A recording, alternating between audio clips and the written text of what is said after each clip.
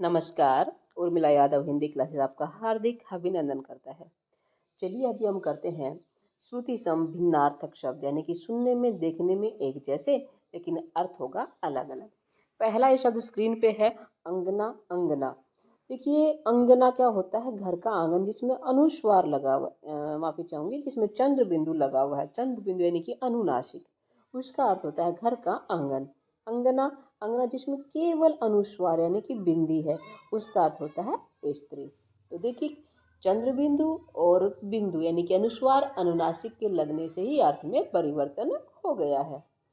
अगला शब्द है अंश, यानी कि कंधा, जिसमें लगा हुआ है कौन सा? स, सड़क वाला स, जिसे हम दंते स बोलते हैं। उच्चारण की दृष्टि से कौन सा है? दंते स है, ठीक है। तो उसका अर्थ होता है कंधा। अंश यानी कि जिसमें तालव्य श है, उसका अर्थ होता है हिस्सा। जैसे देश, आदर्श, जिसमें जो अंत में श आता है ना, तालव्य श, वो क्या है?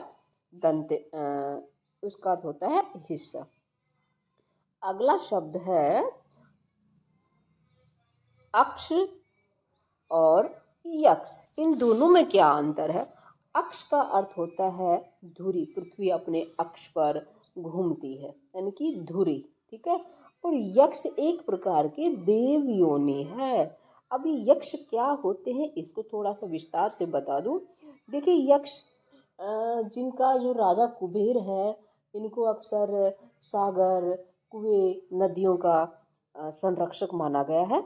और एक कहानी आपने सुनी होगी, धर्मराज युधिष्ठिर और यक्ष के प्रश्नों की। जब वनवास चल रहा था पांडवों का, तो वन में भटकते हुए उनको प्यास लगी। युधिष्ठिर ने अपने भाई सहदेव से कहा कि पानी लाया जाए। पानी की तलाश में वो इधर उधर घूमे, एक जलाशय दिखा। तो जलाशय में पानी लेने के लिए जैसे ही वो नीचे झुके, अदृश्य यक्ष ने उनसे प्रश्न किया और कुछ शर्तें रखी। लेकिन सहदेव ने उन प्रश्न और शर्तों को अनदेखा करके और पानी लेने के लिए झुके, तो यक्ष ने उनको क्या कर दिया? निर्जीव कर दिया। उसके बाद जब सहदेव नहीं आया, तो ऐसे नकुल, अर्जुन, भीम उसकी तलाश में गए पानी लेने के लिए, और उसको तलाशा कि काफ़ी देर हो गई, क्यों नहीं आए सहदेव। ऐसे ऐसे एक एक करके गए। तो बाकी जो तीनों थे, सहदेव, नकुल और सहदेव तो जा चुका था, नकुल, अर्जुन और भीम, ये भी क्या हो गए? निर्जीव हो गए, क्योंकि उन्होंने भी यक्ष के प्रश्नों का उत्तर नहीं दिया। अंत में जब सभी नहीं आए, तो व्याकुल होकर, चिंतित होकर युधिष्ठिर स्वयं पानी की तलाश में गए। और मेरे भाई इतनी देरी विलम्ब कर रहे हैं, तीन चारों क्यों नहीं आए? उन्होंने जाके देखा, सभी निर्जीव अवस्था में पड़े थे। उन्होंने धैर्य दिखाया और आदर्श जो आकाशवाणी हुई थी यक्ष की कि मेरे प्रश्नों का उत्तर दीजिए, जल ग्रहण कीजिए और अपने भाइयों को जीवित कीजिए। यक्ष, युधिष्ठिर ने क्या किया? धैर्य रखा और संतोष के साथ यक्षराज के प्रश्नों को सुना और समझा और उनके सही उत्तर दिए।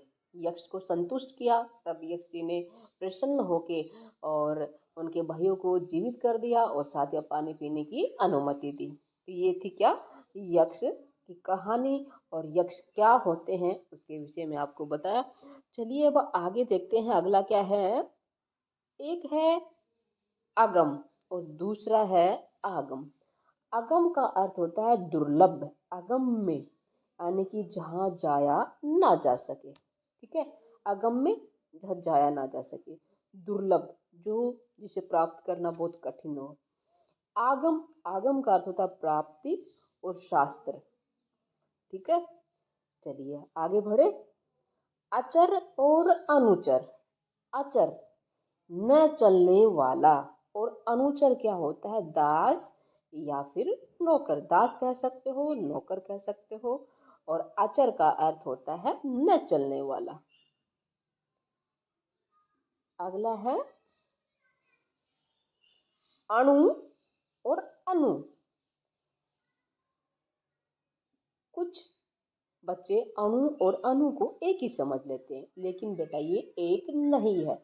अणु का अर्थ होता है कण, जैसे कि परमाणु, परमाणु के कण होते हैं ना, ऐसे परमाणु। अणु का अर्थ क्या होता है? कण। और अनु का अर्थ क्या है? एक अनु एक उपसर्ग है और जिसका अर्थ होता है पीछे, जैसे अनुकरण, अनुगामी, यानी कि पीछे पीछे आने वाला। ठीक है। अतुल और अतल, इन दोनों में क्या फर्क है, क्या अंतर है। अतुल जिसकी तुलना न की जा सके, और अतल तलहीन, जो तलहीन होता है वो अतल होता है, और अतुल होता है जिसकी तुलना न की जा सके। उससे अगला है अथक और एकथ। ठीक है। अथक, देखिए यहाँ पे थोड़ा सा उलटफेर है, किसका, वर्ण का उलटफेर है। अथक यानी कि इसमें कै बाद में है, और एकथ इसमें कै पहले यानी बीच में है। तो अथक का अर्थ होता है बिना थके हुए, और एकथ का अर्थ होता है जो कहा न जाए, यानी कि अकथनीय। अगला है अधम और अधर्म। अधम, अधर्म, मैं पे रेफ रूप लगा हुआ है रे का, और एक में नहीं है। अधम का अर्थ होता है नीच, और अधर्म का अर्थ होता है पाप। अधर्म पाप, अधम नीच। अध्ययन और अध्यापन। अध्ययन होता है पढ़ना, और अध्यापन होता है पढ़ाना। आप पढ़ो तो अध्ययन कहलाएगा, पढ़ना कहलाएगा। मैं आपको पढ़ाऊं तो क्या कहलाएगा, अध्यापन कहलाएगा। ठीक है। अगला है अनिल अनल। इनमें बहुत से बच्चे कंफ्यूज हो जाते कि क्या अनल किसको कहते हैं, अनिल किसको कहते हैं। तो बेटा अनिल होता है हवा। अनिल का अर्थ होता है किसी का नाम अनिल हो, किसी बच्चे का नाम अनिल हो, तो आप समझ लो कि किसी का नाम, लगभग अनल किसी का नाम बहुत कम होता है, अनल अनिल नाम होता है। तो अनिल जिसका नाम हो उससे आप लगा लो कि हवा, और अनल का अर्थ होता है आग। ठीक है। नाम वाला शब्द हवा, और अनल आग। अनल हो सकता है नाम, लेकिन बहुत कम होता है, बहुत रेयर चांस मिलेंगे आपको अनल नाम होने का। और अनिल लगभग का, बहुत सारे बच्चों का नाम अनिल होता है, लड़कों का नाम, तो उसका अर्थ होता है हवा। अनल का अर्थ होता है आग। हवा यानी वायु, वात, समीर, मारुत। ठीक है। अगला है, तीन शब्द है यहाँ पे, तीनों ही देख लेते हैं। अनिप्सित, अभिप्सित और अनभिप्सित। अनिप्सित जिसका अर्थ होता है किसी तरह की इच्छा न होना, अनिप्सित। अभिप्सित वस्तु प्राप्ति की तीव्र इच्छा होना, अभिप्सित। और अनभिप्सित तीव्र इच्छा न होना। तीनों ही देख लीजिए। अनिप्सित का अर्थ क्या है, किसी तरह की इच्छा न होना। अभिप्सित किसी वस्तु को पाने की तीव्र इच्छा होना, और अनभिप्सित तीव्र इच्छा न होना। अंत, अंत का अर्थ होता है समाप्ति, और अंत्य है, अंत्य का अर्थ होता है नीच या अंतिम। अंत, समाप्ति, अंत्य, नीच या अंतिम। अगला है अन्न। अन्न का अर्थ होता है अनाज, और अन्य होता है दूसरा। अन्न क्या होता है, अनाज, और अन्य दूसरा। अनन्य जिसका अर्थ होता है दूसरा दूसरा। जैसे उदाहरण के लिए अनन्य विषय, अनन्य उदाहरण, यानी कि दूसरे दूसरे उदाहरण, दूसरे दूसरे विषय। दूसरा शब्द है अनन्य जिसका अर्थ होता है परस्पर। अनन्य दूसरा दूसरा, यानी कि अनन्य विषय, अनन्य उदाहरण। अनन्य का अर्थ होता है परस्पर। अगला है अपेक्षा और उपेक्षा। ये बहुत बार आता है हमारे सामने कि अपेक्षा का क्या अर्थ है और उपेक्षा का क्या अर्थ है। अपेक्षा इच्छा, आवश्यकता, तुलना। जैसे उदाहरण के लिए कि मुझे तुम्हारे आने की अपेक्षा रहेगी, यानी कि तुम आओगे, मुझे ऐसी अपेक्षा है, मैं तुमसे ये अपेक्षा करता हूँ, इच्छा करता हूँ कि तुम आओगे। उपेक्षा किसी का निरादर करना। अपेक्षा इच्छा, आवश्यकता या तुलना में कहेंगे, और उपेक्षा किसी का निरादर के लिए कहेंगे कि दूसरों की उपेक्षा कभी मत करो। ठीक है। दूसरों का यानी कि निरादर मत करो। ठीक है। अगला है अब्ज और अब्द। अब्ज कमल, जिन वर्ण शब्दों के पीछे जय लगता है उसका अर्थ होता है कमल। जैसे नीरज, इसका अर्थ क्या हुआ? कमल, अब्ज, कमल। और अब्द जिनके पीछे ड लगता है उसका अर्थ होता है बादल। जैसे बादल, अब्द का अर्थ क्या हुआ? बादल, और एक अर्थ अब्द का अर्थ वर्ष भी होता है। ठीक है, जैसे पयोद होता है, वारिद होता है, इसका अर्थ बादल होता है। और कमल में जैसे पंकज है, नीरज है, सरोज है, ये कमल के पर्यायवाची है जिनके पीछे जय लगता है। जय यानी कि उत्पन्न होना। तो इसी तरह अब्ज का अर्थ हुआ कमल और अब्द का अर्थ हुआ बादल या फिर वर्ष। दूसरा शब्द है अभय और उभय। अभय का अर्थ होता है भय रहित यानी कि निर्भय, और उभय का अर्थ होता है दोनों। अभिज्ञ, अनभिज्ञ। अभिज्ञ का अर्थ होता है जानने वाला, किसी चीज को जानने वाला अभिज्ञ कहलाएगा। और अनभिज्ञ अनजान, किसी चीज के बारे में किसी को कोई जानकारी ना होगी तो क्या कहलाएगा? अनभिज्ञ। मैं इस विषय में अनभिज्ञ हूँ, यानी कि मैं इस विषय से अनजान हूँ। और अभिज्ञ जानने वाला। अभिराम, अभिराम का अर्थ होता है सुंदर। और अविराम लगातार, निरंतर, मैंने लगातार अविराम, ठीक है, काम किया, यानी कि मैंने अविराम 8 घंटे काम किया। अविराम यानी कि बिना कोई विराम लिए, बिना रुके। तो अविराम का अर्थ क्या हुआ? लगातार, निरंतर। और अविराम का अर्थ क्या हुआ? सुंदर। चलिए आगे बढ़ते हैं। और अभिहित और अविहित। अभिहित का अर्थ हुआ कहा हुआ, और अविहित का अर्थ हुआ अनुचित। यहां पे देखिएगा, अभ्यास, इसका अर्थ होता है पास। कौन सा से आया? तालव्य से आया, उसका अर्थ होता है पास। और अभ्यास, इसका अर्थ होता है रियाज, आदत। हमें ज़्यादातर इस अभ्यास के विषय में जानकारी है, इस अभ्यास के विषय में जानकारी नहीं है। जिसमें तालव्य से आता है उसका अर्थ होता है पास, और जिसमें दंते से आता है उसका अर्थ होता है रियाज और आदत। और हम अभ्यास इसी शब्द का प्रयोग करते हैं अक्सर। अम्बु, अम्बु का अर्थ होता है बेटा जल, और अम्ब का अर्थ होता है माता। और आम, आम का जो पेड़ होता है उसको भी अम्ब बोलते हैं, और माता को भी अम्ब बोलते हैं। अम्बु का अर्थ होता है जल। अम्बुज, देखिए मैंने बताया था ना, जिसके अंत में जय आता है वो लगभग इस प्रति कमल के पर्यायवाची अम्बुज आ गया है, तो अम्बुज क्या होता है? कमल होता है। और अम्बुधि, जिनके पीछे जल दी आता है, वो क्या होता है? सागर के। जलधि, पयोधि, अम्बुधि, ये सब सागर के पर्यायवाची हैं। सागर, धी आ गया अंत में, जय आएगा वो कमल के, द आएगा वो बादल के। तो यह अम्बुज का अर्थ होता है कमल, और अम्बुधि का अर्थ होता है सागर। यहां भी आपको कंफ्यूज होगा। अयश, अयश का अर्थ है अपकीर्ति, जिसमें तालव्य से आए अपकीर्ति। और अयश, अयश का अर्थ है लोहा, जिसमें दंते से आए उसका अर्थ है लोहा, जिसमें तालव्य से आए उसमें उसको क्या बोलते हैं? अपकीर्ति। अयश, यश होता है ना, उसके ए लगा दो, ए क्या है? उपसर्ग, ए लगा दो तब क्या हो जाएगा? अपकीर्ति। और यश का अर्थ क्या होता है? कीर्ति। ठीक है, और अयश होता है लोहा। देखिए बेटा यहाँ भी क्या है? अरि स्त्रु होता है, अरि संबोधन, अरि ओ यहाँ आओ, बोलते हैं ना किसी को, बुलाते हम, तो क्या हो जाएगा? संबोधन है।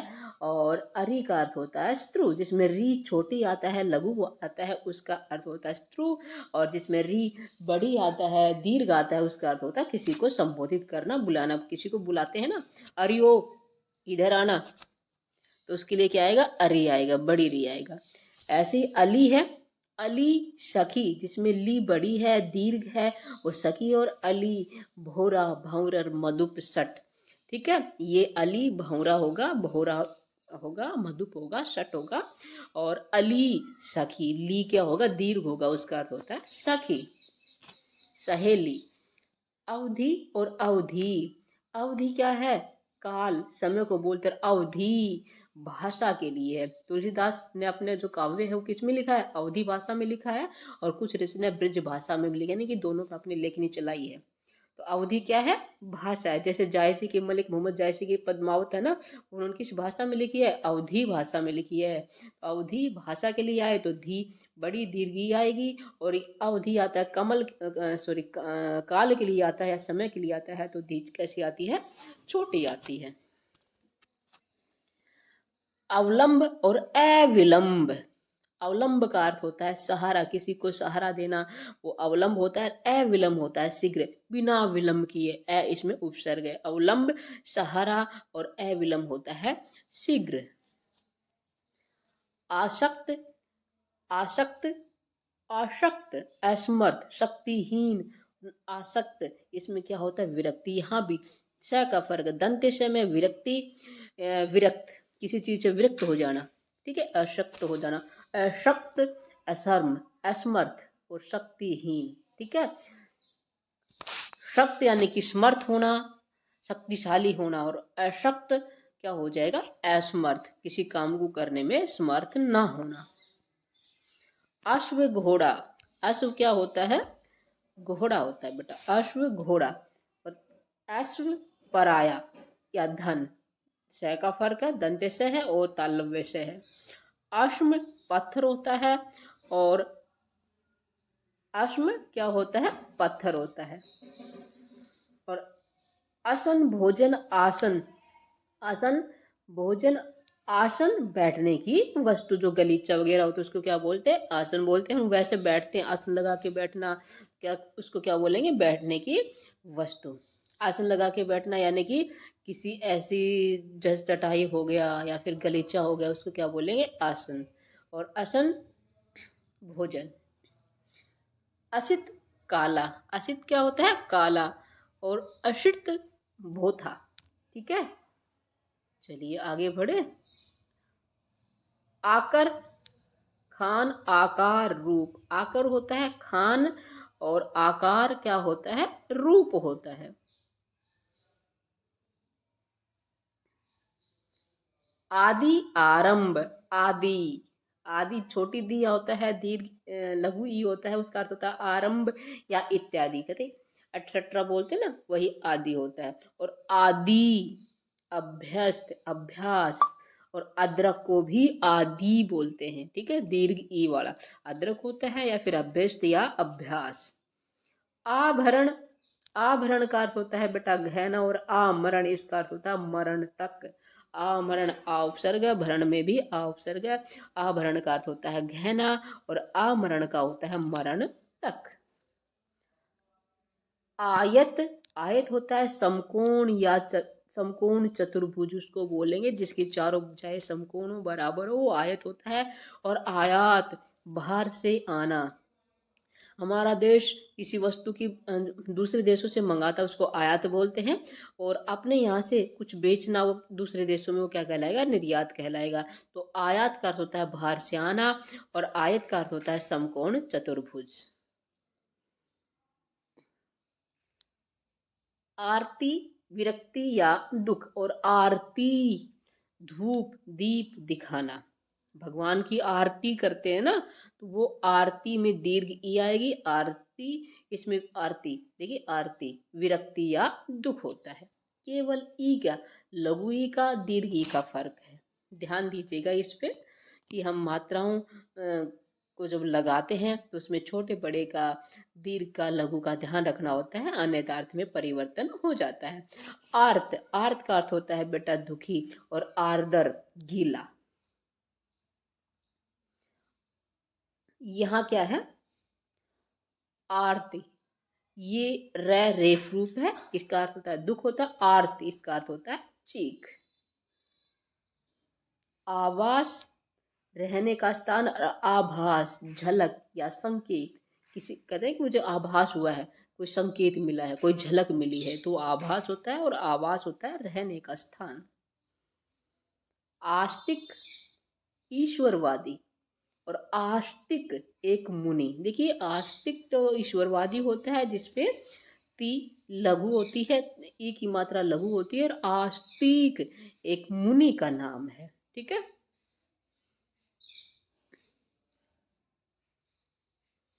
उम्मीद करती हूँ ए वर्ण से ये कुछ श्रुति सम भिन्नार्थक आपको समझ में आ गए होंगे और आप नोट भी कर लेंगे। साथ ही वीडियो को लाइक शेयर एंड सब्सक्राइब करेंगे। पहली बार आ रहे हैं तो चैनल को सब्सक्राइब कीजिए, नहीं तो लाइक और कमेंट तो करते रहिएगा। फिर मिलते हैं अगली कड़ी में अगले विषय के साथ। आपका दिन शुभ हो।